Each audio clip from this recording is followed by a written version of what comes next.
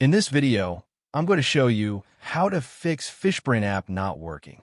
First, to resolve this issue, we will first head over to our device settings. From here, scroll down and tap on General. Once you're in the General Settings tab, look for iPhone Storage option and tap on it. Over here, you can either search for the app or you can scroll down and look for it. Then tap on the app. On the next screen, you need to tap on the Offload app option. A confirmation pop-up will come up. Now tap on the Offload app option here.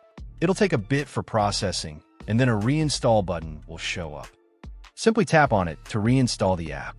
This should resolve the issue, but if it doesn't, then you need to check if the app is running an older version. Head over to App Store. From here, double tap on this search icon in the bottom right corner, and then search for the app. Once the app comes up in the search result, and if you see this update button right next to the app, simply tap on it to make sure you're running the latest version of the app. However, if you continue to encounter this issue, then you will need to completely reinstall the app, which usually resolves the problem. Head over to this screen the way we did before. And over here, tap on the Delete App option here to uninstall the app from your device. A confirmation pop-up will come up. Now tap on the Delete option here. Once uninstalled, open up App Store and search for the app in the search bar. After the app comes up in the search result, simply click on this cloud icon to install it back onto your device. Hopefully, this resolves the issue.